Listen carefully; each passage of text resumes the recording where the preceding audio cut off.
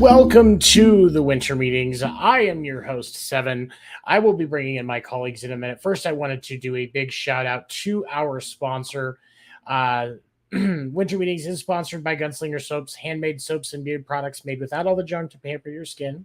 You can go to their website, gunslingersoap.com, and sign up to get 15% off your first order and always free shipping over $30. It's gunslingersoap.com. Definitely check them out.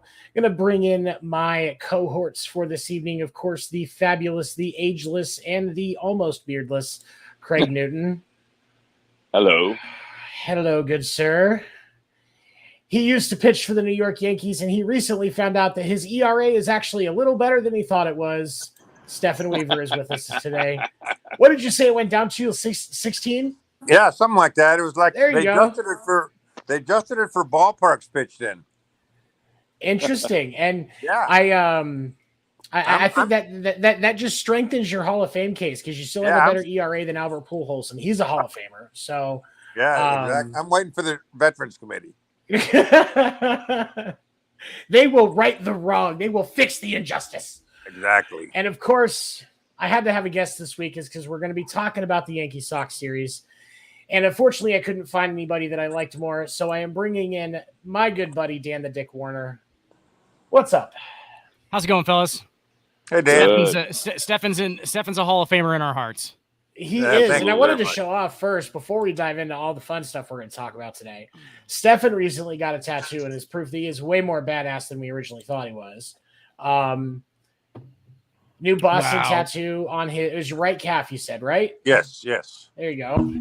That a friend of mine in San Francisco has a New York one, so I had to one-up him.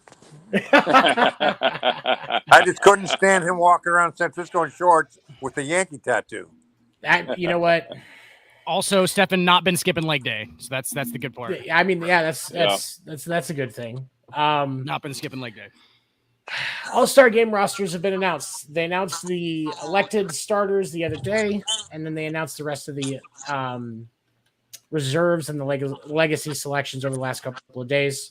So we'll start this off here on the American League roster for our starters. Catcher is Alejandro Kirk from the Blue Jays. First base, Vlad Jr., of course, from the Blue Jays. Altuve at second from the Astros. Rafi Devers from Boston at third. Shortstop is, of course, the fabulous Tim Anderson, best shortstop in the American League right now. Jackie Robinson.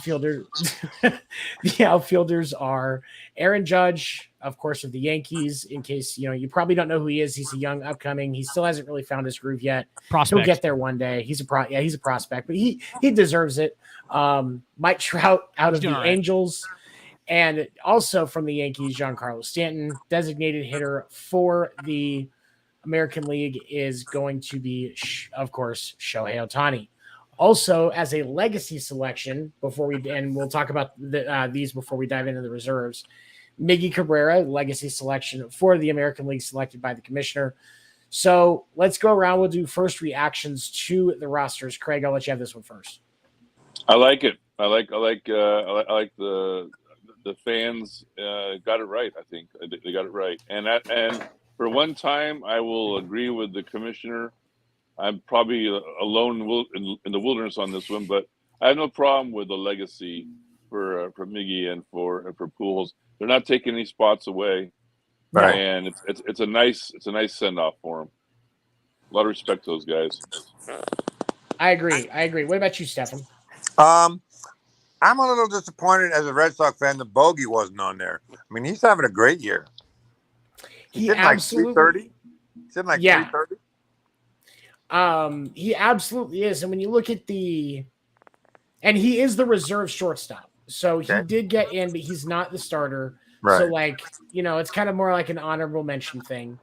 But Tim Anderson, there's nothing wrong with coming up short to Tim Anderson. Absolutely not. He's definitely, like I said, one of the best shortstops in the American League right now, rivaled only arguably by Xander Bogaerts. Yes. Dan, what do you think? I'm upset. Isaiah Kiner Falafel. I'm just kidding. IKF should have made the starters. No, I'm just kidding. No, Tim Anderson's awesome. Keep him in there. Alejandro Kirk, check that out. That was a surprise. Alejandro Kirk that was a surprise. jersey autograph card there. Yeah, that's Nice. right. Andrew Kirk. Make my rookie cards worth something. No, I don't hate the pick, but I'm kind of with Stefan on the fact that I think Christian Vasquez should have gotten the nod at catcher. Yeah, he's very underrated, I think. He hits 2 in that lineup, doesn't he? He is right now, yeah. I mean, Yeah, he hasn't all year. He's been hitting 6th or 7th, but yeah, he's been hitting 2 the last couple games. Yeah, that's crazy. The Mariners fans were really upset about Ty France not getting on, which I totally get. It is a popularity contest. A lot of this is, didn't they just change it to where it's not all fan vote now? Like, right. I think the reserves, the starters are fan vote, but the reserves are not. Okay, so it's popularity contest no matter what. Like, Shohei was going to make this team if he was hitting 180 at this point. Like, he was going to be the starting DH. You knew that. I mean, it's just a popularity contest. Ty France, not one of those names that everybody knows, for one. How about Trout? I'm not sure Trout belongs. Oh yeah, he does. Yeah, he does. As a I could have seen Trout as a legacy selection, but this year he has not been very consistent. He's been hurt a lot. He's missed a bunch of games. Hurt a lot, slumpy. Had that 0 for 28 stretch that he went at bats where he didn't get anything. But that's only news because it's Mike Trout, though. Yep. I mean, people go on 0 for 28s all the time. It's just because Mike Trout went on an 0 for 28. It's big news. I mean, the guy's still hitting. I mean, he's like a career. I know he's a career 300 hitter, if I remember correctly. He's got 24 homers. Yeah, that was surprising. Like, he's missed a bunch of games. Like, he's still every game he plays. Would rather have him than Joey Gallo. That's for sure. Yeah. Yeah. What? What? Yes, of course. What are you talking about? I would rather play an empty right field right now. I'd rather play just nobody out there. Like, if it cannot be an out in the lineup, an automatic out, I'll just play nobody. Like, if we can just play nobody. I think Gallo would strike out in T-ball. He would have. Like, is Gallo playing in the futures game? He should be. Somebody. I mean, let's get him out there to bolster the roster. Like, good job. He needs to hit off of a pitching machine. Is what needs to happen. Like, he'd still strike out 80% of the time. Like, I'm not saying it's easy to hit a baseball in Major League Baseball, because it's obviously not. Like, it's clearly not an easy thing to do. But, like, at the same time, the dude doesn't. I mean, the only reason he is still playing for the Yankees is because of that contract and because they. And he's a pretty good fielder. He's a great right fielder. Honestly, defensively, he's great. If he wasn't a great right fielder, he's not playing at all. And I think that there's no doubt that they should get rid of him.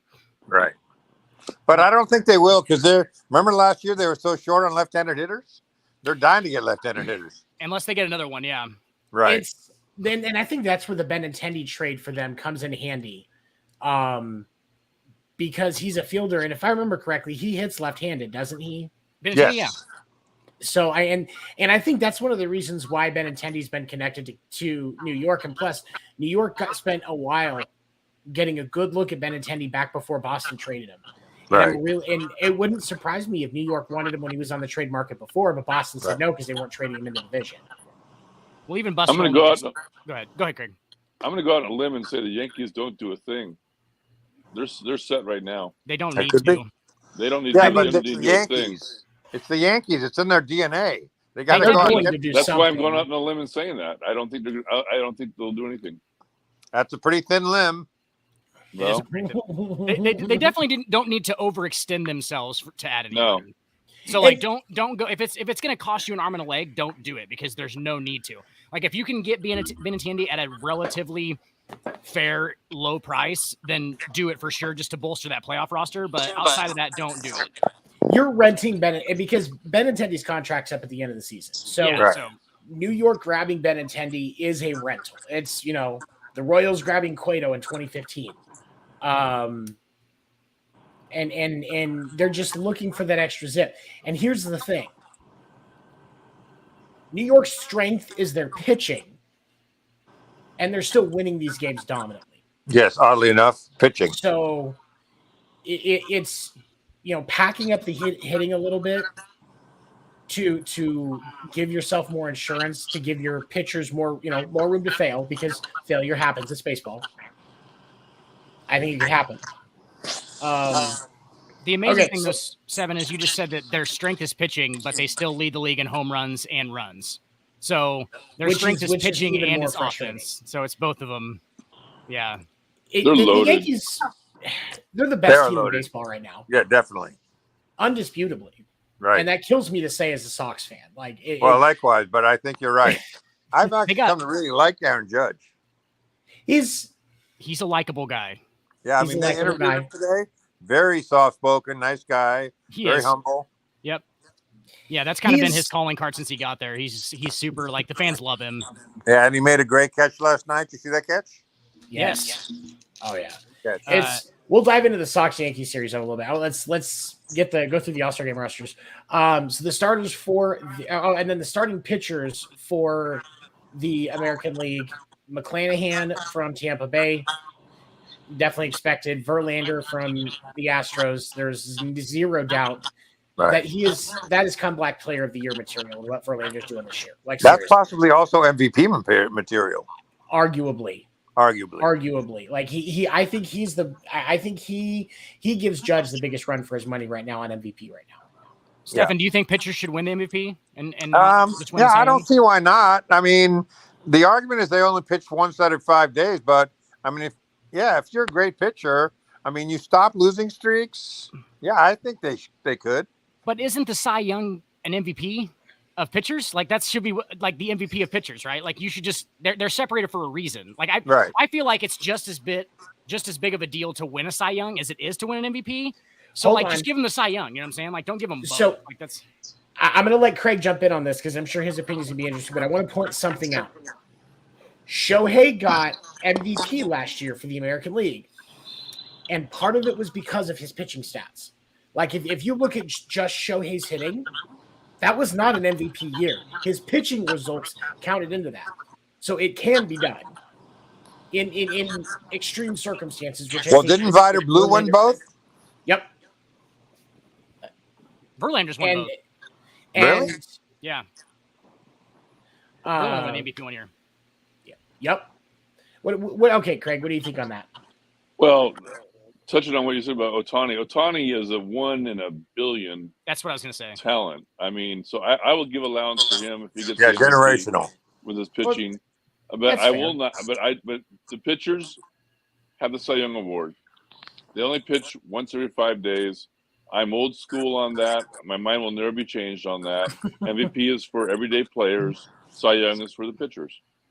And that's fair. And he's a clear Cy Young favorite right now, I think. I don't think that's disputable. Oh yeah. I think that's pretty logical, Craig. Like I'm sorry. I hate being logical. Sense, yeah. It is. Like why how's that not just like widely accepted that it should they play every once every 5 days? Like, yeah, give him the Cy Young MVP separate. I think we just need to start a campaign to get Craig to replace Rob Manfred as the commissioner of baseball. I've already started. I got shirts in the making, and this hats, the whole deal. 2XL. The other starters that were put on the or the other pitchers on the All-Star roster for the American League: Alek Manoah from the Blue Jays, Nestor Cortez from the Yankees, Garrett Cole from the Yankees, Shohei, Paul Blackburn from the A's, Martin Perez from Texas, and then Framber Valdez from Houston. Relievers, Clay Holmes from the Yankees, who is a clear choice. He's the best closer in baseball right now. Definitely. Emmanuel Clace of Cleveland, Jorge Lopez from Baltimore, and Gregory Soto from Detroit. Anybody you think got snubbed on the pitching side for the American League? No, I think that's pretty fair. Who went from Seattle? Julio Rodriguez. Julio Rodriguez is one of the reserve outfielders. I think it should have been Ty France. He's having a great year. Yeah. And every time I watch, because the Red Sox are blacked out here, so I have to listen to the Seattle announcers. They rave about him. Yeah, the Seattle fan base apparently was like in an outrage that he didn't make the team, which is understandable. It's just his name's Ty France, and most, common fans, I guess, don't know who he is, which is like the biggest problem. It's the downside of being on a small market team like the Mariners when you're that talented. Oh, sorry, Red Sox just tied it up. Wait, what? Red Sox just tied it up. JD. I'm watching it, but I'm like 30 minutes behind. I'm getting little alerts. Updates. So for those of you that are watching Sunday Night Baseball on ESPN, bottom of the fifth, Stefan is correct. The score is now tied 6-6 with 2 outs. I will try to keep reminding everybody of updates every now and then. Thank you for reminding me, Stefan. Okay, so now as we switch over to the National League, Wilson Contreras at catcher, Paul Goldschmidt at St. Louis, Jazz Chisholm Jr. at second base. Perfect choice. Absolutely amazing. I love him. He is a breath of fresh air for baseball. Leading vote getter. Not surprising.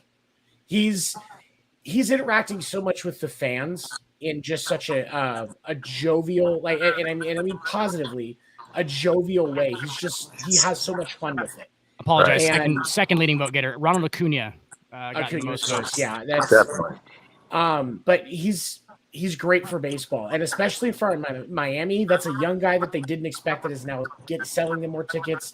I hope he gets paid. Oh yeah. He already has shown that he deserves at least a raise.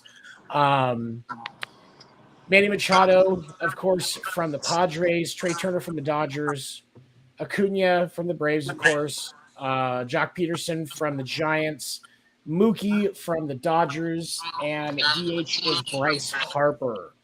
And then the legacy selection for the National League side, Albert Pujols. We kind of already touched on that.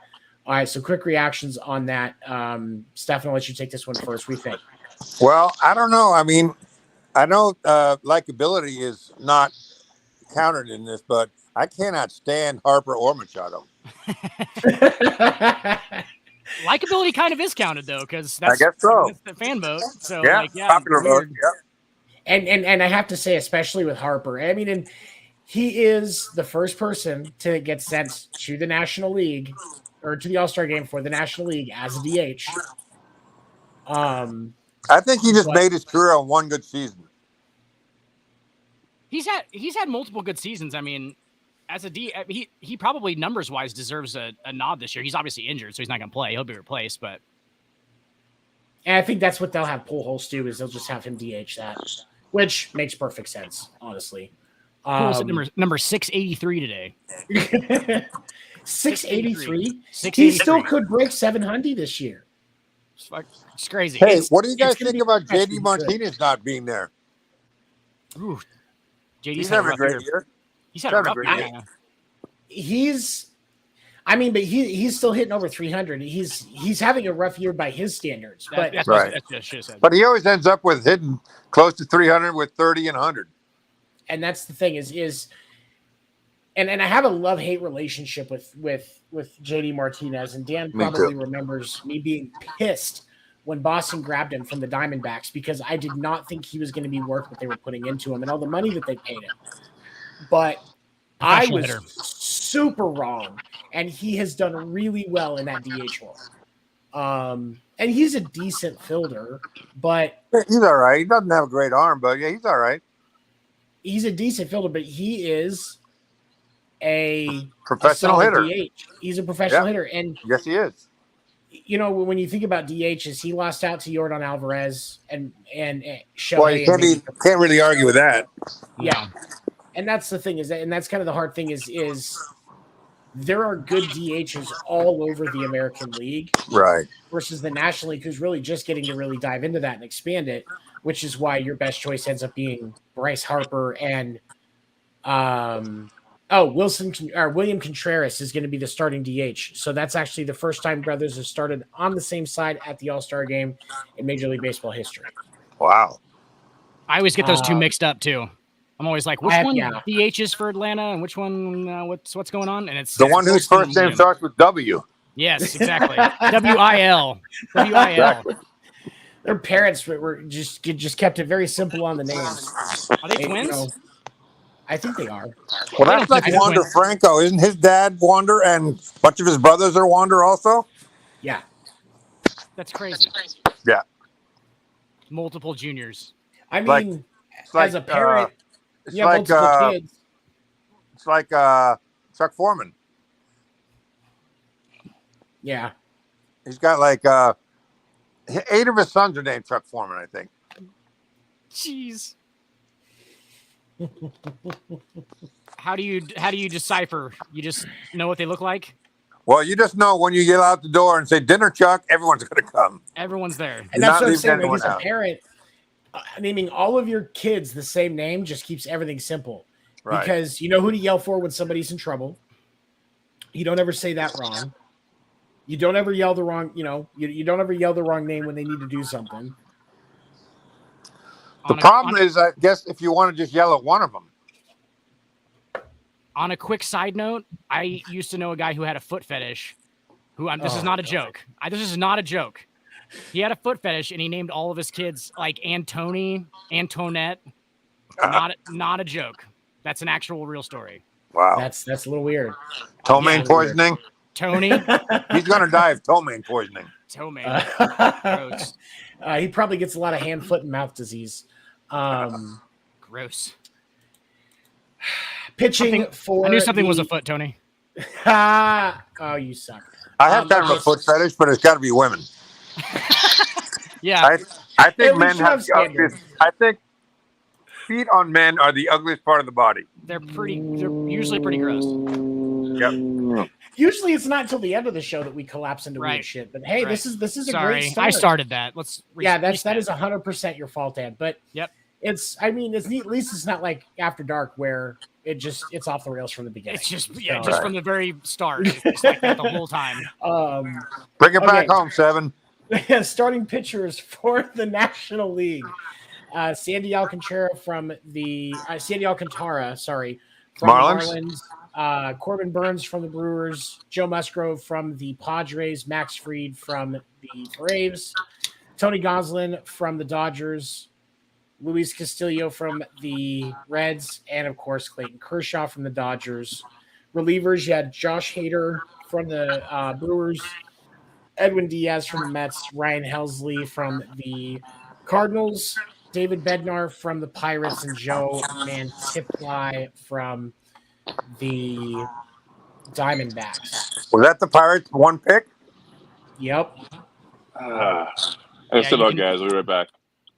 You can tell where all the only picks are at there. Right. Like the only team picks. Like they had to throw somebody in there. Like Corbin Burns. Well, Corbin Burns isn't the one. It's what was the American League guy? Wasn't the Royals? I can't remember. But yeah, you can just tell where they had to throw the one guy in there. Did Merriweather make it for the Royals? No. He's a great second baseman. He's great. Oh, Whit Merrifield. Yeah. No, Casey's was Benintendi. Yeah. Oh, that's good.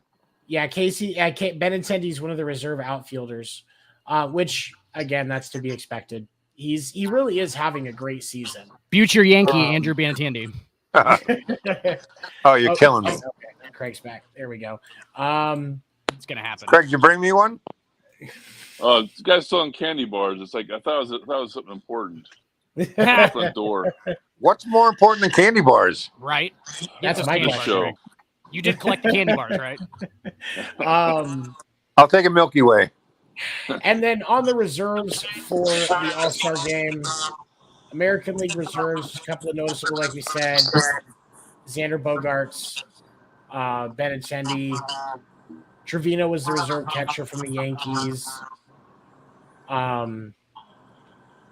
Let's see. Jose Ramirez from the Guardians, formerly the Indians. Byron Buxton from the Twins.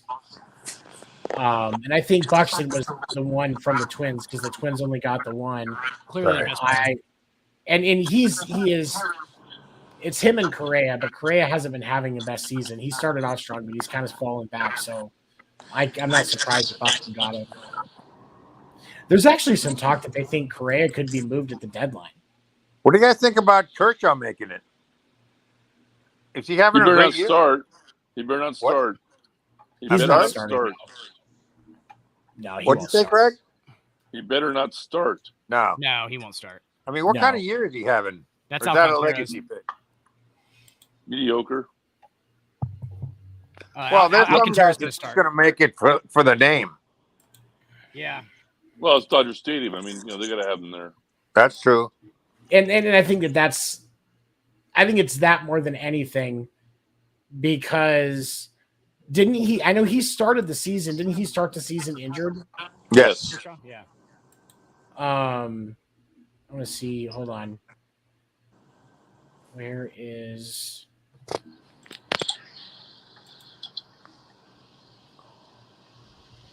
Yeah, let's see. There it is. He's only pitched in 11 games this year. So he missed about 5 starts. He's got a 2.57 ERA. That's pretty good. Yeah. And 9.8 strikeouts per 9 innings. I mean, so that's very good. He's not doing bad. Well, no, he's got that curveball. Right. I like for this. I do like for like, okay, so the All-Star game is kind of it's a show, right? I mean, it is kind of entertainment. Yes, it matters now. But yeah, but I do like it. They don't do that home field anymore, do they? No. Okay, so it doesn't matter. Doesn't matter. And here's my thing. I'll throw this out there, and this has kind of been talked about before, but I feel like a great way to make the All-Star game more interesting is to do it at the Field of Dreams. All-Star game should be the Field of Dream games every year. Yep. I like that. But I do like the fact that, I think if it's not going to be the Field of Dreams, the home teams should have preference with some of their players. I mean, it's their fans. So if it's in LA, Betts and Kershaw, good. Yeah, and I mean, and the Dodgers have 3 in Trey Turner, Mookie Betts, and then Kershaw. I doubt Kershaw actually pitches at all in the All-Star game, like really. But he'll pitch just because it's LA. You think they'll put him out there for at least a little bit? No doubt. There's one thing about, it's being held at the Dodger Stadium, but Major League Baseball is running that show. When the All-Star game came to Packville Park, and they took over, all of us regular writers that had our seats in the press box, we got thrown up into the upper deck. Oh yeah, I saw that press box. I saw that because they take it over. They call us shots. They call us shots on everything. So, yeah, but if I remember correctly, most of those press things were empty. Not the good ones, not ours. Right. No, the good ones still had stuff in them. They just probably sold them as seats.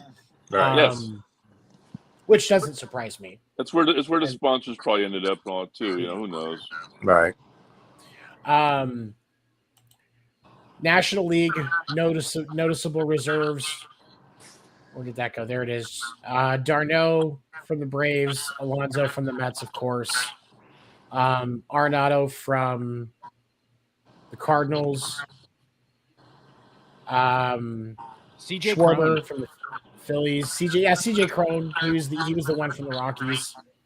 Definitely a decent first base. Dansby Swanson deserves it. Ian Happ from the Cubs. He was their the other selection outside of Contreras. Dansby Swanson played for the Hillsborough Hops here. Oh, did he really? Yes, he did. Stud. Yes. Great. Yeah. Talented shortstop. Very. I mean, that's a tough position. Right. It is. I mean, and when you look at the 2 shortstops for the National League, you've got Trey Turner and Dansby Swanson. Like, for shortstop play, you're doing all right if that's your roster. Like, honestly. Definitely. Quick update before we dive into the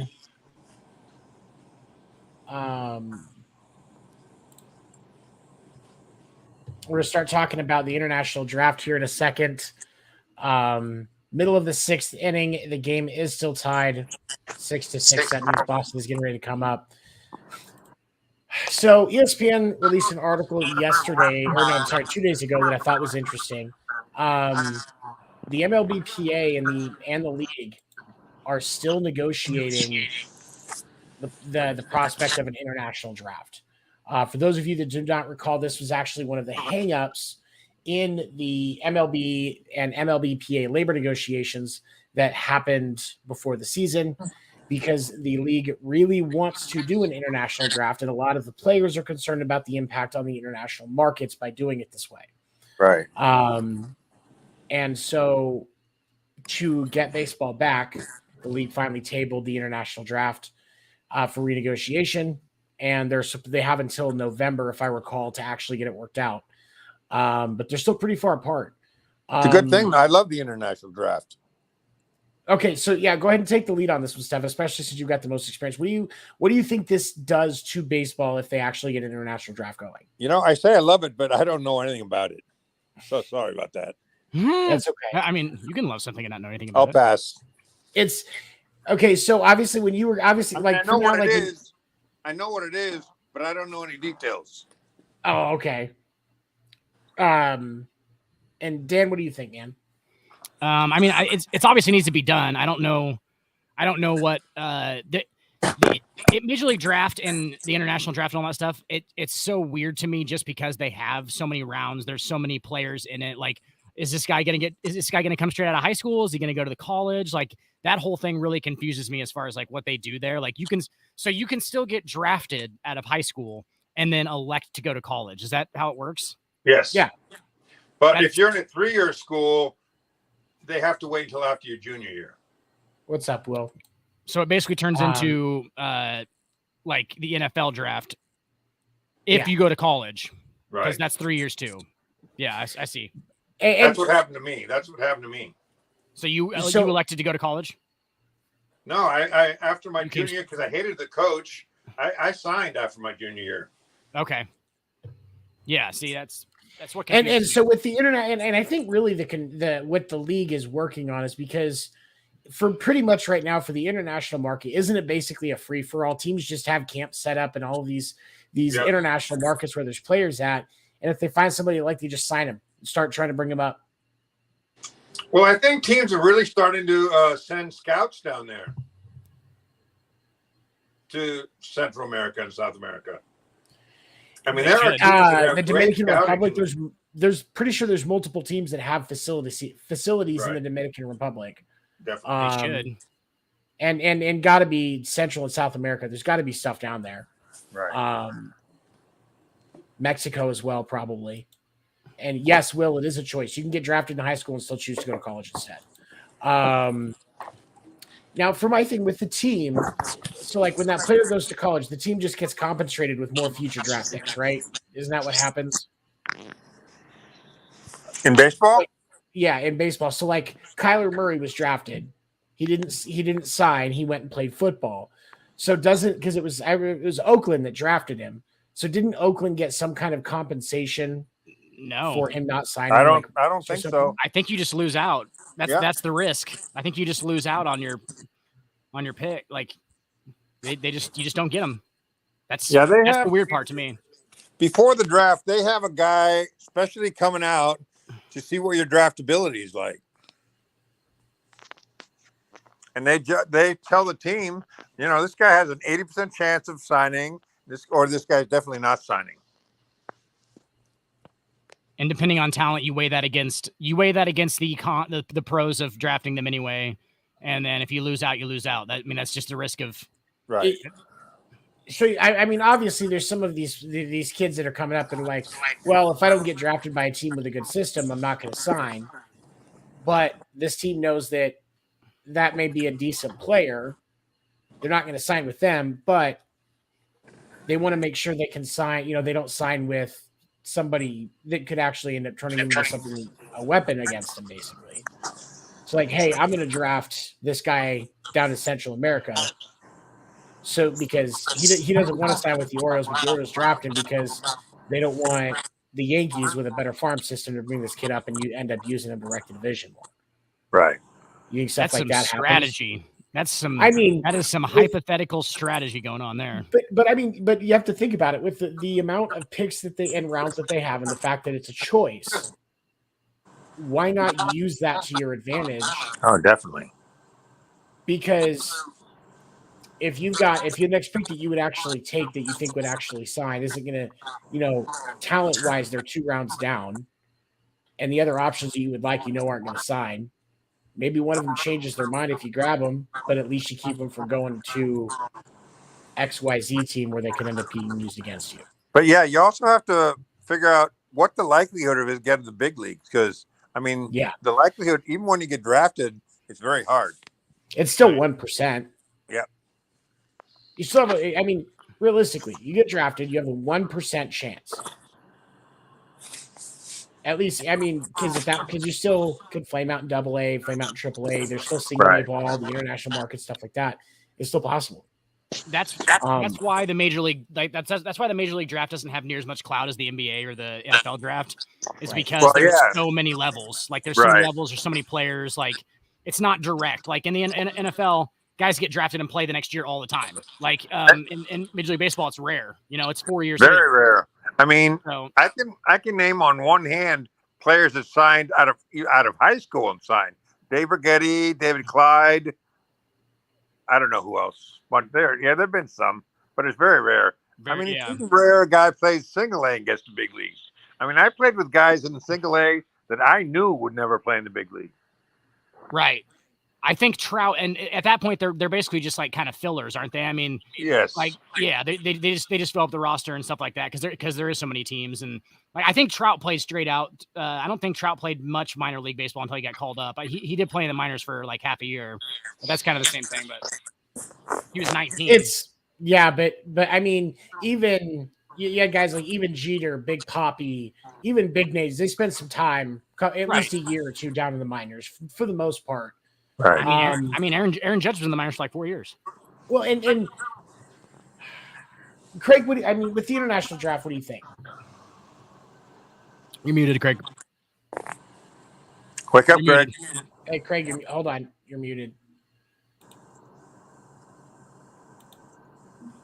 How's Craig, that? There you go. Okay, sorry. I think that I think this isn't going to happen this season. There's no agreement this season. I don't see it. The MLBPA's they're holding tight. They're not budging, and the owners aren't budging either. So and I think a lot of the MLBPA side is the players, especially the international players, are seeing the impacts because they're being smart. They're talking to their guys that did come from these other areas that would be impacted by it, going, "What do you think? Right. You know, how would these things impact it?" Because that's the only way you can truly know. Because you can have number crunchers that sit up in an office and go, "Oh, well, we think it would do this and this," and that's exactly what the owners are doing. Yep. But the players are looking at their impact, and they already believe that the minor leaguers should be unionizing as well. Yeah, I agree with that. And they should, but they're not going to make it worse for these international guys because a lot of these guys, that international, that chance of coming in to play ball from another country, that's their way out of a third world country, and they don't want to ruin that opportunity. They want to ruin that, push some of these kids away. Was Shohei an international draft pick? Who? Shohei. No, he just got straight signed. He just got signed. Yeah, kind of like highest bidder. Highest bidder. I think kind of like that kid that just came over from Japan and signed with the Cubs, Suzuki. Yeah. I think was his name. Yeah. Yeah. Is it just me, or is it the 600 international players a lot for the draft for international players? Oh yeah. The quality isn't going to be that great. There's no way it's going to. I mean, no. The draft for Major League Baseball is already so damn saturated. Yeah. That when you add another 600 players across 30 teams. Yeah, ridiculous. But they know that those 600 players, probably a couple hundred are dirt poor and will sign for like $100. Yeah, that's actually weirdly true. And the thing is, like, that's why it's such a big deal too, is because, like me and Stefan were talking about the other day, like the Latino players in Major League Baseball are a majority of the league at this point. Like those guys are a majority of the league. Yeah. Like I'm getting scouts down there now. Like I'm getting scouts down there black now. Players. But here's the question. I mean, yeah, sure, they'll sign, but how good are they? Right. How good are they?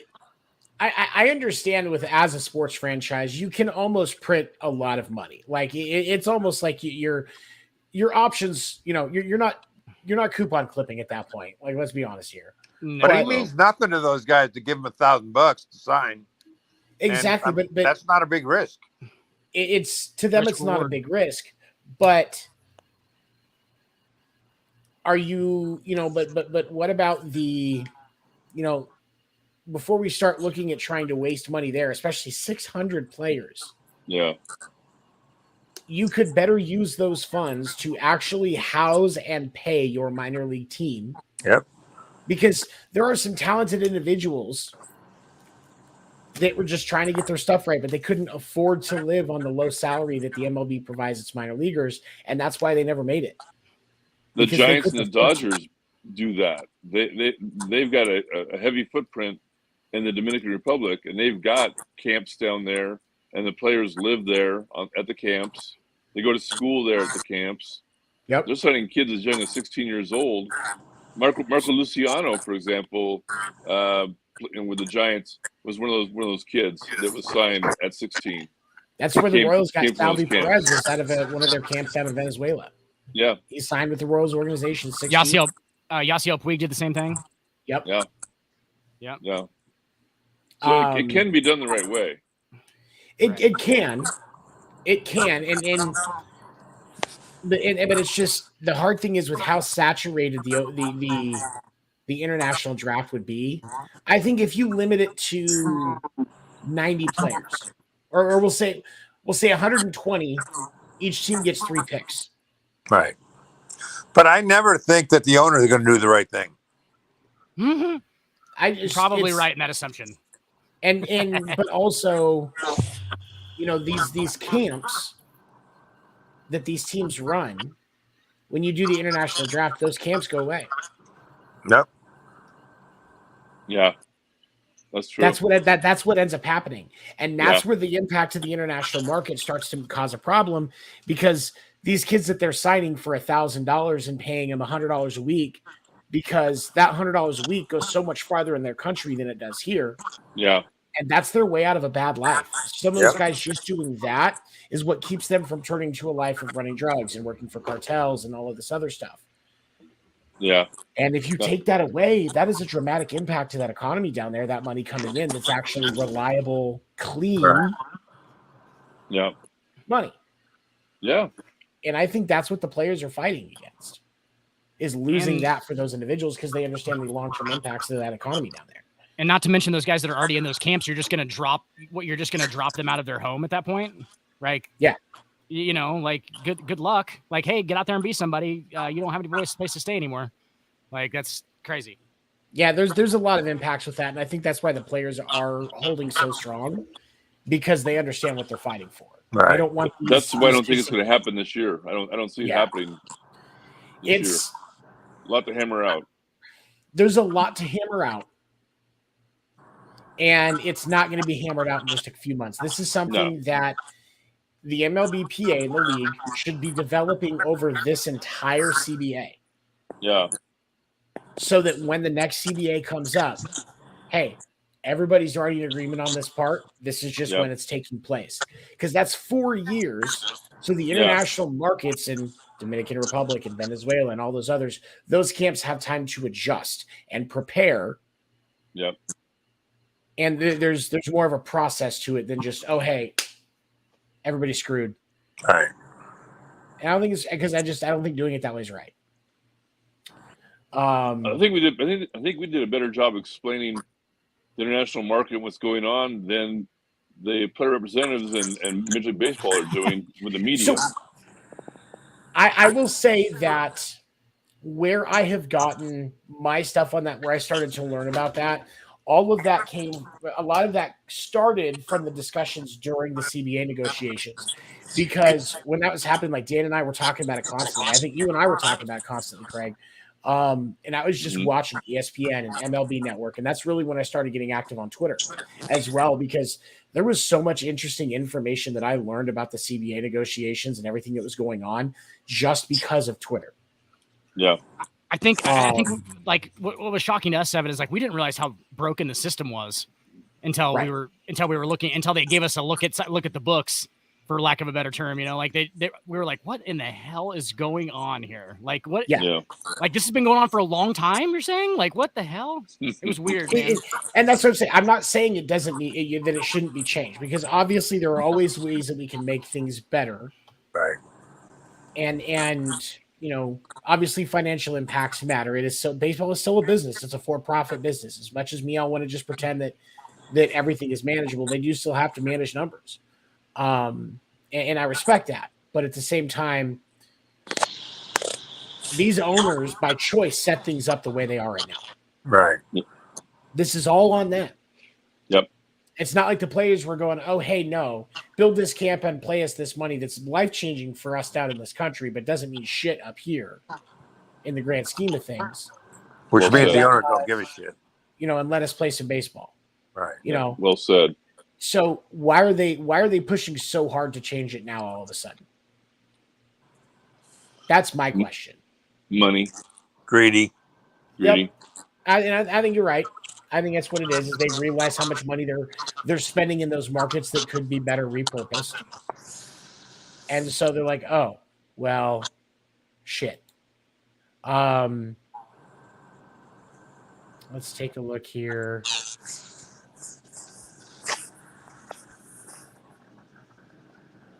All right. So still tied at 6. Bottom of the 6th, one out. Jeter Downs was actually put in for. Oh, wait. Red Sox have bases loaded. Bases loaded with one out. This thing must be behind.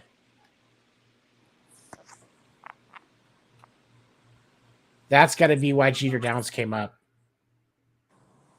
Yeah. Which he's a perfect. Yeah, he had a big impact yesterday. He was, and him and Doogie are the reason they won that game. But let's go ahead and transition into talking about the Yankees Red Sox series. Because I think that this is an interesting thing, because we talk about that's a fly ball. He dropped it.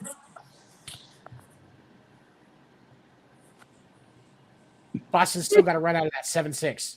I'm gonna have to fast forward my game. That's 20 minutes behind, huh? Yankees dropped. The Yankees outfielder dropped it. Boston just scored a run. What fielder? Hold on, they're showing it again. Oh, remember night? Remember last night? Dahlbeck was having all sorts of problems on pop-ups. It was the second base. What? Second? Trevino? Is it Trevino? LeMahieu. Oh, LeMahieu. Yeah, it was LeMahieu. LeMahieu. Yeah, 26. Yeah, that's LeMahieu. They lose it in the lights because Fenway is such a shitty stadium. Pardon my French. Doogie had a problem. He lost it yesterday too. Or no, it wasn't Doogie. It was. That's what I'm saying. Dahlbeck. Dahlbeck. Christian, then he threw the guy out the other day too. Dahlbeck lost the ball in the lights. Then he ended up catching it or dropping it, but he picked it up and threw the guy out. Yeah, but there was one in game 1 because it was in the outfield. That's why I know it was Doogie. Doogie lost one, couldn't see it, and it ended up going over his head because he couldn't see it. He freaked out. He freaked out. He was like, "Where's it at?" Because he was like, "I can't see it. I can't see it." Yeah, I remember that video. Because I was in and out of watching that game because I was working, and I didn't see that live, but I saw the video of it after. Matt Carpenter home run tonight. Yep. Matt Carpenter and best pickup of the year by any team because he's basically free. Absolutely. You know who else having a big game tonight though? Is Vasquez having a big game. He again underrated catcher, but I wanted to talk about Matt Carpenter because he has just had a resurgence with the Yankees. Plus big league mustache. Big league mustache. Don Mattingly-esque mustache. Yeah. His mustache is good enough that Eck approves of it. Definitely. Dennis Eckersley, he knows it's good, and that's Dennis Eckersley's mustache is legendary. Carpenter has a 1,300 plus OPS right now. Wow. Hitting his 331 in 13, including today. 13 of his 17 games with the Yankees since he came over, he's gotten a hit. At least a hit.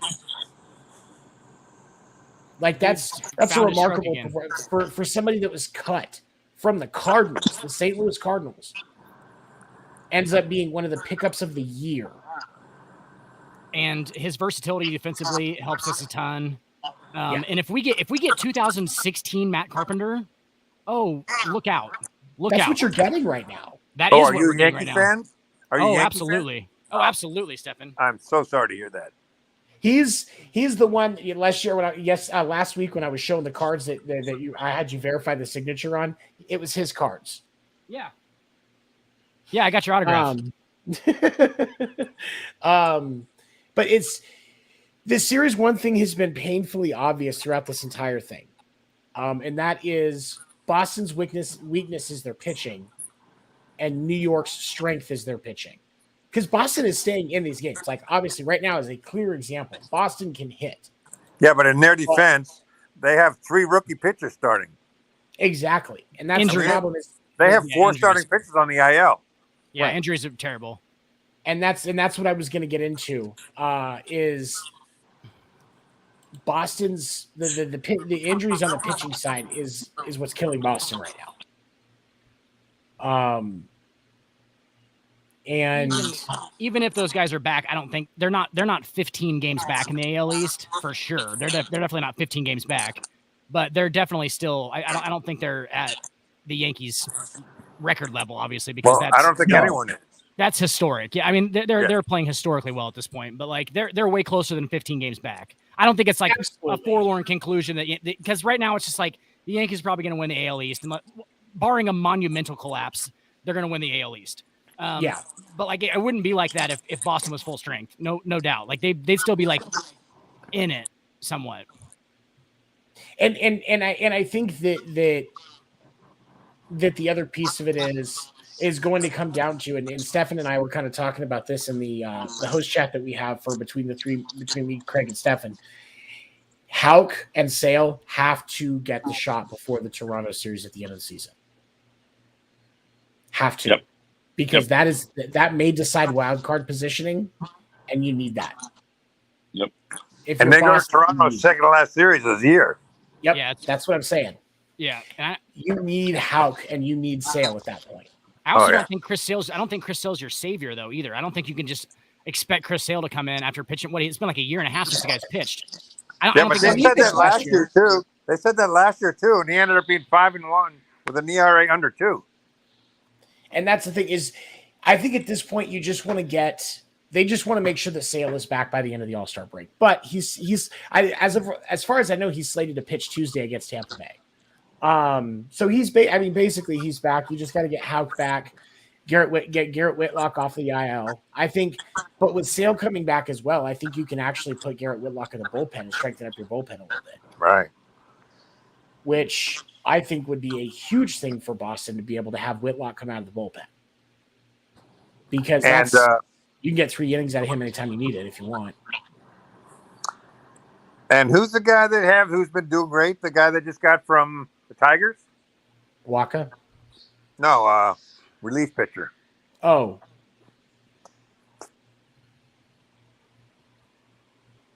John Schreiber. Oh, Schreiber. Yeah. He's been on fire. Long hair. Yeah. He's been pitching great. And, I mean, he earned that W last night. Yes. If you missed it last night, Boston won in 10 innings. And this was, again, Boston's hitting just pulling them clutch because the pitching was not holding strong. The night before, Boston was down. Boston lost that game very decisively. Do you notice who stepped up for him last night, though, in that win? The guys they got from L.A. for Mookie Betts. Yeah, Doogie. Verdugo and Jeter are both part Jeter of that. Downs. Right. Yep. Betts deal. So, and Mookie's an all-star this year. He's having a great season. There's possibly MVP here. Yeah. He will be an NL MVP candidate for sure. Luckily, you guys didn't get nothing back for him, though. You know what I'm saying? Like, I agree. I think he was going to leave. Right. Like, I mean, Seabold didn't pitch well, but we got. I mean, he's in AAA, so it can't be all bad. Connor Seabold. And that's the thing is with some of these guys, you have them. their first start in the majors in Fenway is against the Yankees. Right. Yeah. Good luck, kid. I'm good. Nope. Nope. Good luck. Nope. Get out there and be somebody. I mean, talk about a trial by fire, man.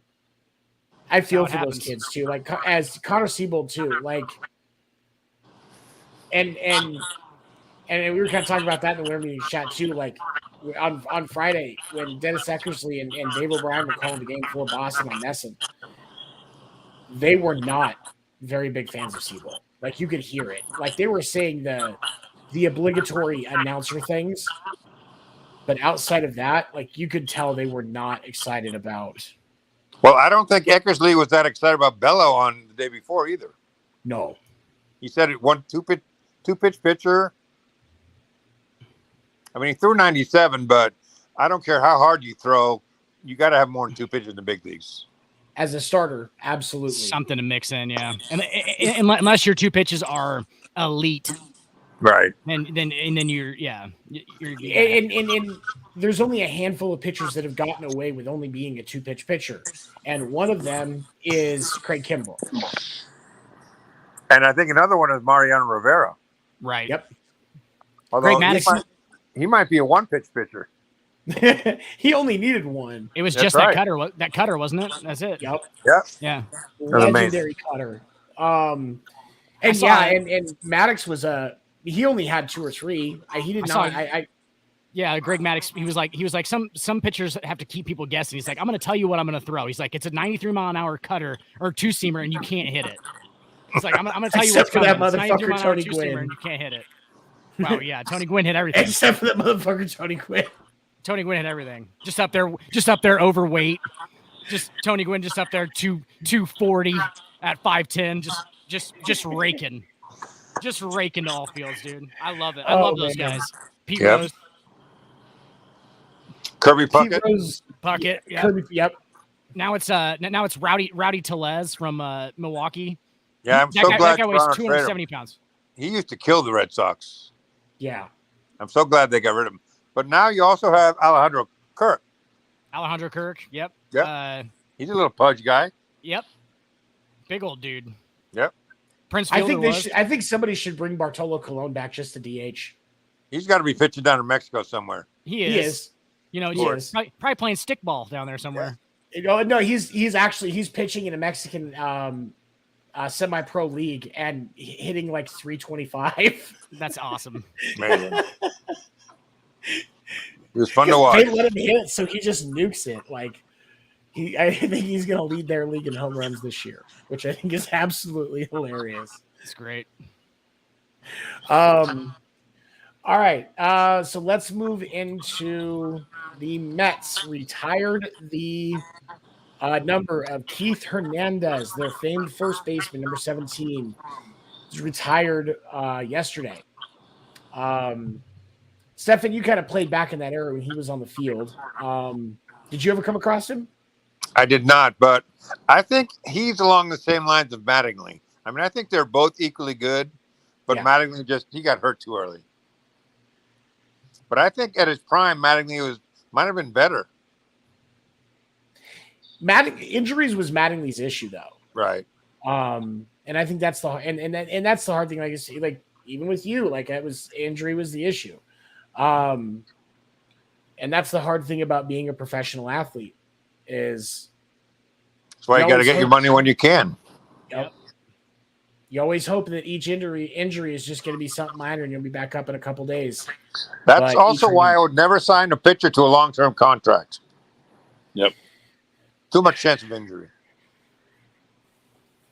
I don't know. I'm torn on that one because if you don't, I mean, because it's kind of a 50-50 because if you don't, you risk losing having somebody like Verlander on your roster. Or, we made jokes about Garrett Cole at the start of the year because he still wasn't finding his rhythm. But now Garrett Cole has taken off. He's one of the best pitchers on the Yankees. He is the best pitcher on the Yankees right now. Didn't he give up 5 home runs in one game, though? He did. I think Cole did. He did, but he's still right now. He's one of the best pitchers in the majors. Oh, definitely. 100%. Doesn't need that spider tack, does he, Seven? And oh no, he needs it. He's starting to learn how to work without it. Talent. And it is. He's talented. And so you lose out on having a guy like Verlander, Cole. Sale, when he's healthy, doesn't lose. All right. And even if you, like for Boston right now, slowing him coming back, maybe you just pitch him on extra rest through the rest of the regular season. Do you think the Red Sox would have signed him that much money had they known that he was going to be this injured? Nobody would have. I don't know anybody that would have, but once you've got it, you might. I mean, he did get a World Series. He's already gotten him one, and depending on how things go, he may be the reason they get a second one this year. Yep. It's the problem with long-term. Go ahead. The problem with long-term contracts, if you're going to give a long-term contract to a pitcher, you got to understand you're going to eat the last 3 years. Say a 5-year contract, you're eating the last 3 years. Right. That worst case scenario, you get them for 2 years, and then they're going to be injured, and then and that's it. So a 5-year contract is really only a 2-year contract, but front-loaded for the full 5 years for the pitcher. But some teams will do that just to win a World Series. Yeah. To get a World Series, and the other thing you can look at is I would actually be more apt to sign somebody to a long-term deal after Tommy John. Right. Because you're getting you're getting 10 years of arm strength of arm usage out of that surgery if you do it at a young enough age. Yeah, that's the curious is what age are they? Because when you get them, you've got guys like half the pitchers that were in the draft have already had their Tommy John surgery. Well, you have guys that are like 15 and their parents are making them have Tommy John surgery. Even without it. Yeah, it's ridiculous. And that's the thing is you can do it electively now, and then you get that 18 months of recovery, and you're pitching the best. You're throwing the best game of your life every time you step out on the mound. Right. Because you spend 18 months rehabbing and tuning and fine tuning and all of that. Anybody's going to be dramatically better after 18 months of just constant rehab and training. Plus, I think the tendon that they put in is a bigger tendon than the one they're replacing. Mm-hmm. They're taking it out of your leg. And I'm with Craig though. I don't like kids. No, I like 15, 16. I think it's horrible. I can understand. Because no guarantee you're going to throw harder. But there is a guarantee you're going to miss 2 years. Freshman in college, here's the thing. I'll say this. Freshman in college, perfect time to get it. Yep. Because unless you are a generational talent where you probably got drafted anyway in high school, that for your freshman year, you're not playing. No. Well, you're not getting drafted either. You're not getting drafted either. Exactly. So you take that time. That's when you get it. And then you come back sophomore, junior year. And hopefully throw harder. I mean, there's no guarantee. Right. And there's no guarantee, but most of these guys do. So that's where you get to that point where you're, junior year of college, when you're looking at being able to get drafted, you're through your rehab. You're through a season or two. Yep. And you're probably at that point throwing 95 plus. Realistically. Yep. With where the arms are of these kids that are coming out of high school now without that, a decent pitcher getting that to a freshman year of college and then having all that time to work it out. 95 plus your junior year of college isn't unrealistic, I don't think. No, I agree. But so we got another piece of news that came out here. Texas Rangers Mitch Garver, season-ending surgery. Poor Rangers. They let him play in the Minnesota series. And then he is. Well, Minnesota's who they got him from, right? Yeah, Minnesota's who they got him from. They let him play against his old team And then he is now out for surgery. Yeah. So what you're saying is they shouldn't have let him play. They were trying to do the right thing, but no nice guys in baseball. And I think it was his choice. Oh. And so because they've had him DHing because he can still hit, he just can't catch like he used to. That's why he needs the surgery. Right. And so he's going to end especially because obviously the Rangers aren't going to be a contender this year anyway. He can end the season now, get the surgery, and then come back next year, ready to go. Hopefully the Rangers have made enough changes that they're going to be competitive. Catching is rough. If I had a on your body. If I had a guy who was a better offensive player, like Gary Sanchez, why did Gary Sanchez not move to a different position at some point? Like I would have tried to move Gary Sanchez and get him to play first or get him to play somewhere. I understand that it's incredibly hard to just switch in Major League Baseball to play a different defensive position, but I would have switched somebody out because if you're better at the plate than you are behind the plate, why not switch those guys out? Because they get beat up behind the plate. Yep. They just get he had beat a cannon. up. He had a cannon. He did. And he just didn't know how to frame pitches. And he was more of like, he didn't, you know what I'm saying? Like he didn't know how to do the little things that catchers do. Like obviously he had a cannon to second base, but I feel like you got to get those guys out from behind the plate.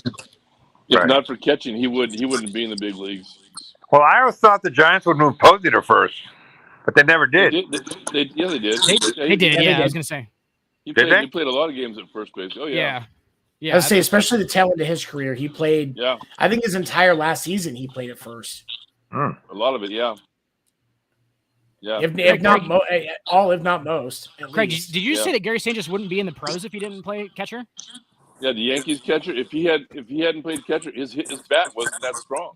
Played for the Twins now, but I know, but his power wise, he had 40 home runs a couple of years.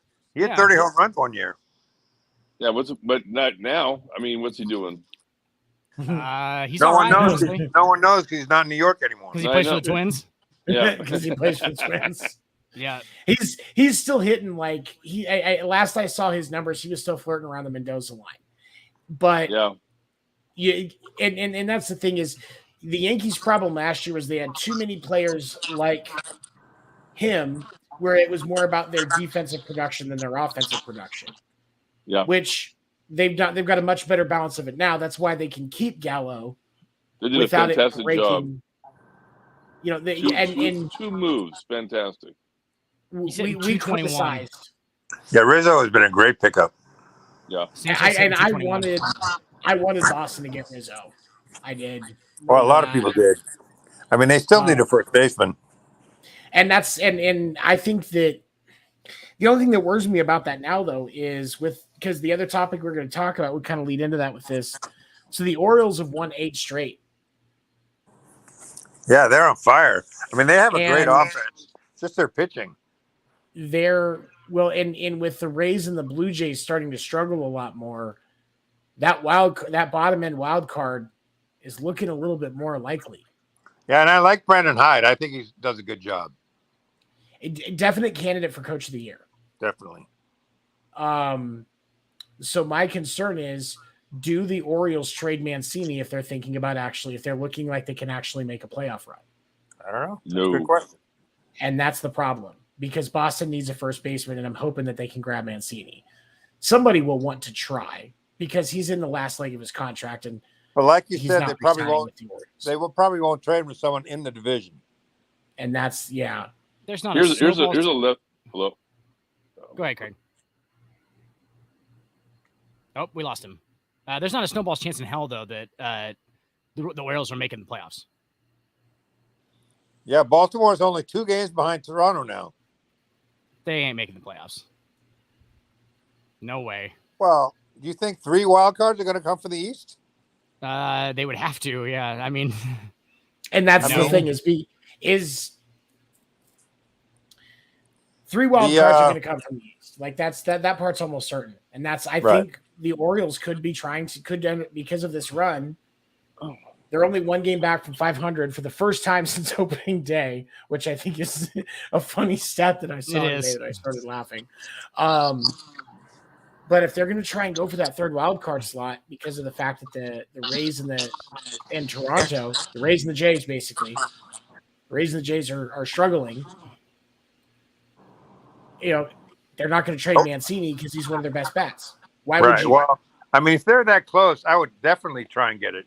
I mean, that franchise has been so downtrodden the last couple of years. Anything for the fan base.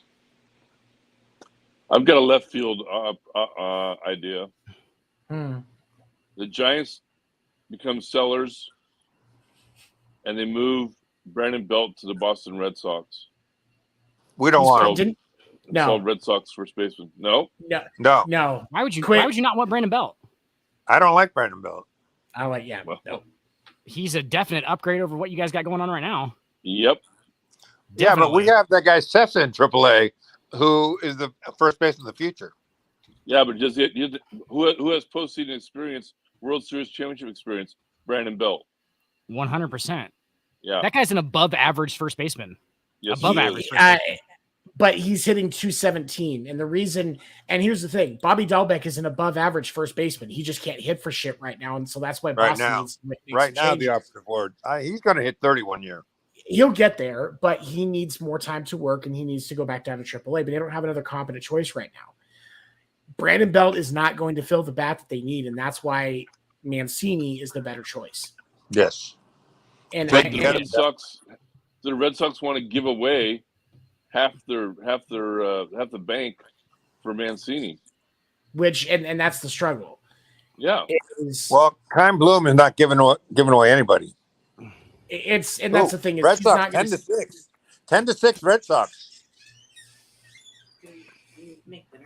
When I get done. Coming back. Coming back. They're going to switch. They came back. Split the series? Yeah. Looks like it. Of course, we still got to pitch 2 innings. So Boston has scored 3 runs in the bottom of the 7th, and they still have 0 outs. Wow. Thanks for ruining my cast for me, guys. Appreciate it. I think Trevor Story just knocked in a run. Speaking of which, he's having a great defensive year. First year playing shortstop, or first year playing second after moving from short to second, which for those of you that never played baseball, you need to understand that is a huge feat to do, especially at the major league level. Right. If you were making that change in college, it's one thing. But it's a totally different throw on a double play. It is your instincts, your thought, because especially when you spend so much time at shortstop, those double plays, like you get certain muscle reactions that are just down, so you don't have to think about it. That's why those guys make it look so smooth. Right. When you completely change the side of the base that you're standing on, you have to completely change all of these habits that you've had for decades. Well said. And he's leading all major league second basemen in RBIs. Chuck Knobloch showed us that throw from second to first always isn't the easiest either. Steve Sachs, too. I think Steve Sachs, too, didn't he? Yeah. So and not like and that's and he's having a Gold Glove year. Yes, he is. His first year at second base. Which is really pretty amazing considering his offensive struggles. I mean, a lot of guys take their offense into the defense. Yeah. But he's not. He's very, very good about compartmentalizing. And I think that's one of the benefits of Story is you have to be when you're the best player on a team like the Rockies where you are their small market draw. Right. And now, yes, he's noticed in Boston. Yes. But he is not the focal point because you've got Rafi, you've got JD. Bogey, you've got JD. I mean, he's not the focal point, so the pressure's off. Right. And I think that's why we're able to see so much more production from Trevor Story than some people expected when you're changing positions. And it's more incentive for Boston to go ahead and pay Devers and Bogarts. Right. Because Trevor Story definitely misses that mountain air. Well, but when you look at the production you're getting out of Trevor Story, it was a 5-year, $160 million deal that they signed with Story for. You got him on a steal. Right. Plus, I think you said the other day that's going to make Bogey feel much better about things, and hopefully they'll re-sign him. I think it's going to happen. I think there's so much more there's so much more incentive for Boston now, because if you can keep all of those guys going, let's say they get Mancini, okay, they instantly have one of the best infields in baseball going into the Yep. And they're going to have a lot of money because they're losing JD, they're losing Kike. Yep. Getting a lot of money tied up, which they're not going to have tied up. And so now you can turn around and you can possibly even give Mancini a decent little deal to stay in Boston starting next year and play first, because his contract's over after the season. All right. Is Kike injured right now? Yeah. We're 11-6. Oh, it's beautiful. Sawamura is a crazy looking dude. I'll tell you what. He is. He's a crazy looking dude. I wish that he was more consistent. I love Sawamura when he's on, but when he's off, he could blow a game like this. And That's the frustrating part of Sawamura is he's just, you can't rely on him. I mean, same thing with Robles, I think. I mean, he throws hard, but yeah, you can't rely on him. Sawamura, Robles, and Matt Barnes are the three bullpen pieces that Boston will try to move at the trade deadline. Yeah, I mean, I think they could get something for Barnes, because a lot of guys, just with a new environment. Because of his experience in the league, right. Barnes will get the highest asking price.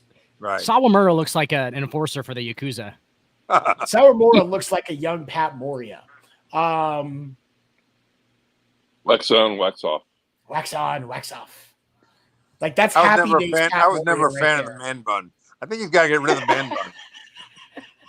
I never did it for me. I'm bald, so I kind of wish I had a man bun. But like, I'd rather have the man bun than not have any. It's pretty funny having a man bun with no hair on top. Right? you just tuck it from the back. It's the horseshoe. So, and Stefan, you never saw this, and Craig, I don't think you did either, but Dan supremely remembers. So when my hair gets long, it turns into an afro. And when COVID started, I needed a haircut. Hebrew hair. It was already like throwing out. I ended up going the longest I've ever gone in my life, a year and a half without a haircut. I could pull my curly ass nappy head back into a little bun, because I looked like it was supposed to be a ponytail, but my hair is so curly it just looked like a Brillo pad that was stuck to the back of my head. Yeah, he looked like an extra in Full House. I couldn't even, and like it was so bad I couldn't even use like any regular hair ties. I had to go get sweatbands from the sporting goods section because that was the only thing that had enough elasticity to pull that shit back. I think just the fact that you used hair ties means something. I made fun of him. I don't. My hair's short enough now. It's nope. Never. I made fun of him constantly. Oh, and he did. He gave me proper shit every time we talked. How do you guys think the Red Sox come back and this whole, coming back in the series after down 2-0 is going to affect them in the future? It's a confidence booster. Oh, definitely. Plus, I mean, with Toronto and Tampa Bay struggling, I think they're just going to run away with that first spot. I think it's incentive for them to be more aggressive about buying at the trade deadline. Right. It's well timed.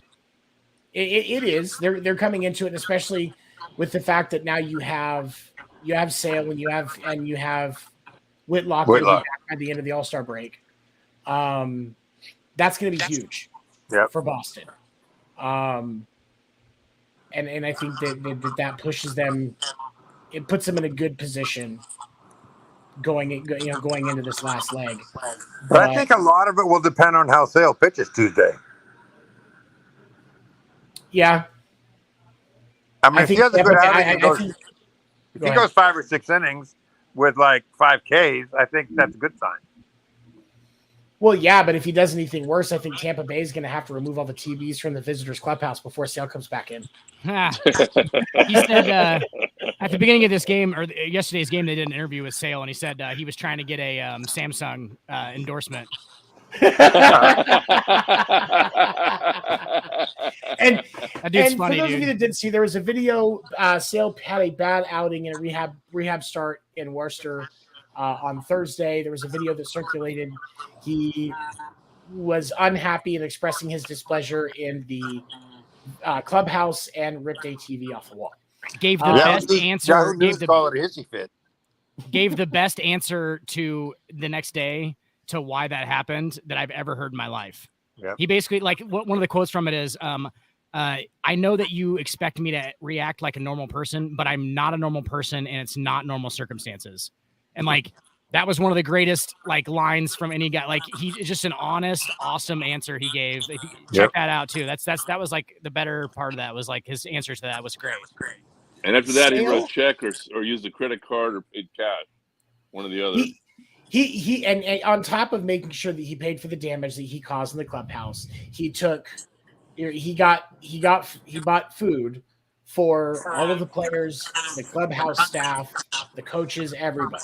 Spent like $7,000 on a meal for everybody. Put some coin down. Should. Well, I think that's furnished expected for those guys when they come down.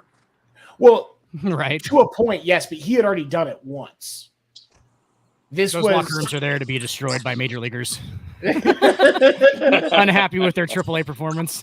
Well, and I know when he was down in Portland with the Sea Dogs for his rehab assignment there, he bought an entire like spread after the game. They had like ribeye and filet mignon and prime rib, fresh seafood. He spent some coin on that one too. Those AAA guys are just wanting Chris Sale to get sent down. Like, yeah, we get that meal again. That's major leaguers getting set down to do rehab starts in AA and AAAs when those guys eat the best of the year. Yeah, so of course they're excited for it. Did you guys ever hear the term "dick in the food"? No. What was that? Well, when the spread is out, guys come out of the shower and they go straight to the spread naked, and they always get shit for dick in the food. Yes, that's dick awesome. in the food. Dick in the food. That's a fine. That's great. Sorry, off topic. No, perfectly on topic. You are just fine. Yeah. That's so great. Dick in the food.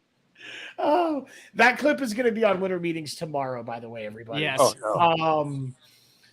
no. Okay, and was there anything else? Oh, and the Orioles surge, like we were talking about.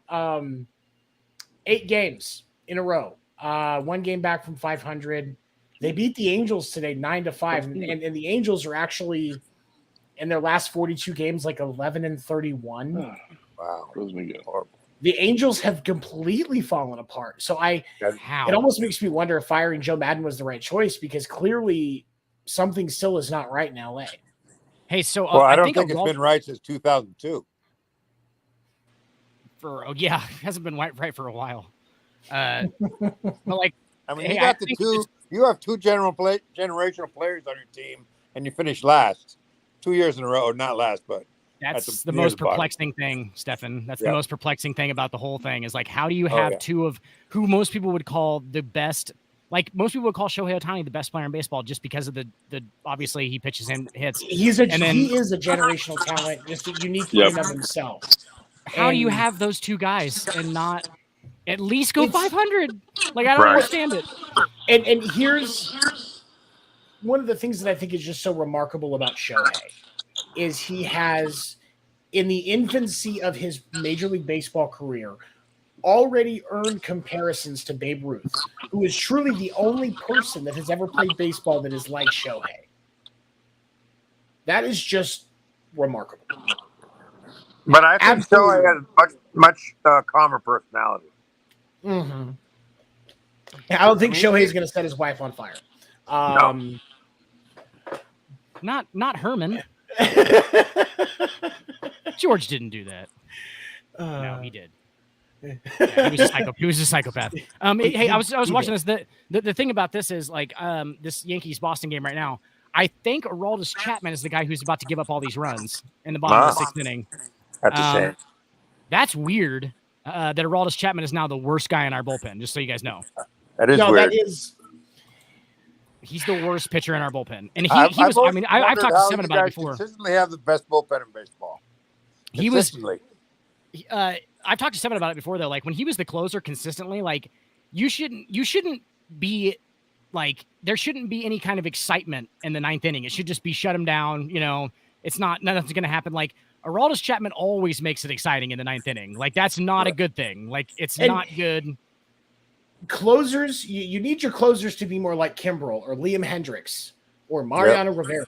When they step up, the game's over. It's over. No hope. No hope. There's Chapman puts a lot of hope into the opposing team. And he's a two-pitch guy too, though.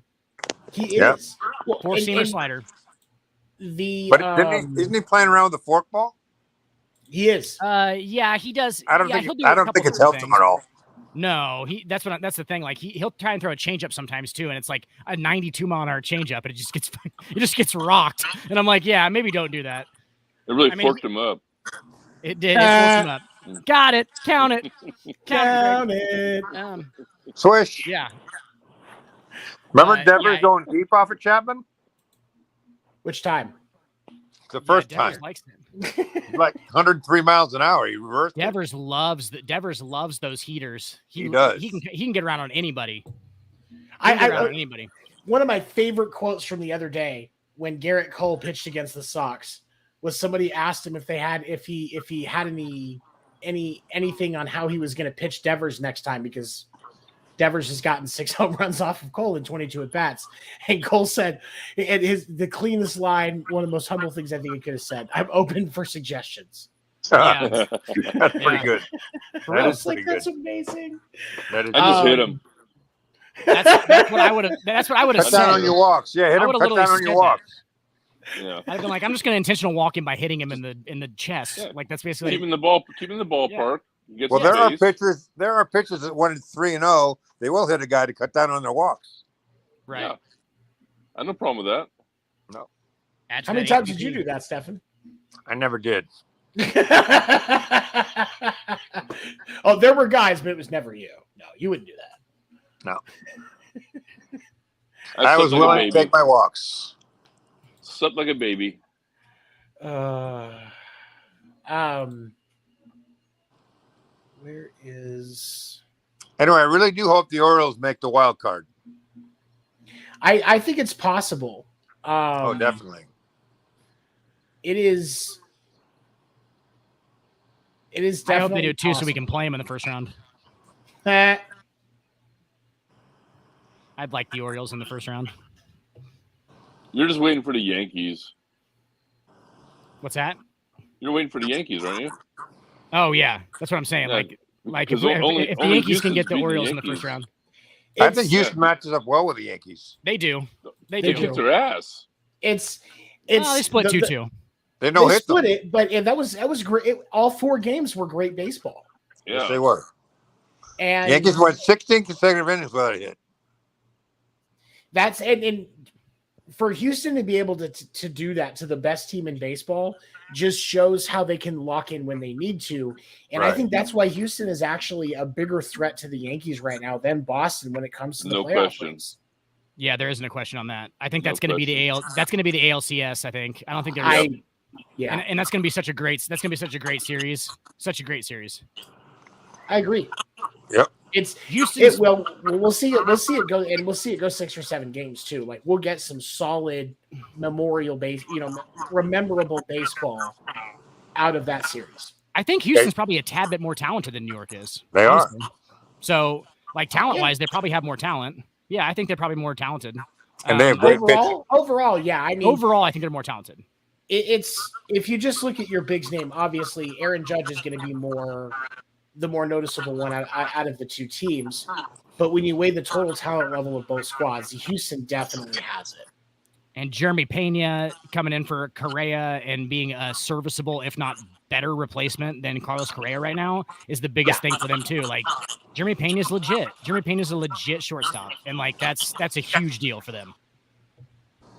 I agree. Yeah. All right, guys. So we've been here for an hour and a half. I want to watch the end of this game and make some dinner. So let's wrap this up here. Craig, any final thoughts this evening on what we talked about this week? Nope. I think we covered a wide variety. All good. I have a question.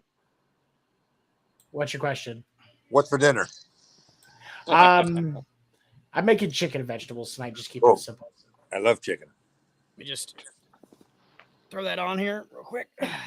Just gotta, don't you? Just gotta. And Stefan, all right. Any final thoughts for tonight, buddy? No, but can you show my Red Sox tattoo again? So this is what it feels like. So this is what it feels like wearing the pinstripes, huh, Stefan? What size is that? It's an extra small. Small. That's what I was gonna say.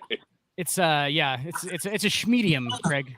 If he were to pull his arms forward, he would rip the back of the jersey. just right down the back. It's an A-Rod jersey too. He and his girlfriend like pretending that he's strong when they role play, so he'll get like a youth small shirt and then just pull it around to rip it because it's the only thing he could wear that would actually rip when he flexes. And when I'm wearing this, I'm juiced up too. I act like I'm juiced too. Yeah, because it says A-Rod on the back. It's A-Rod, so I juice. Is she playing the ball girl? Yes, the foul lines. The only thing you have to do now is go out with J-Lo. Yes, exactly. I mean, obviously that's the thing. Obviously that's happening. Yeah, J-Lo does have more rings than Aaron Judge. I call her Curtis Granderson.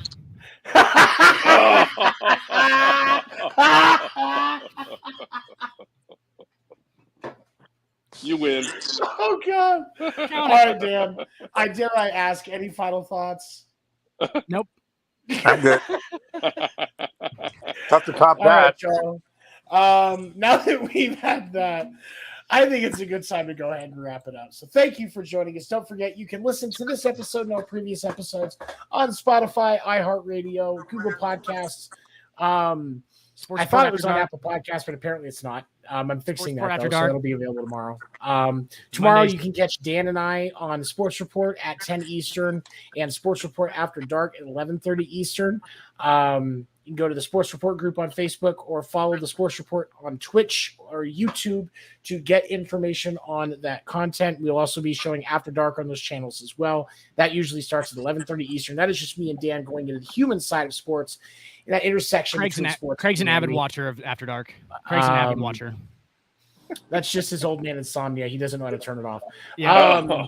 It's background noise. But definitely join us for that because we will definitely be talking more sports related content.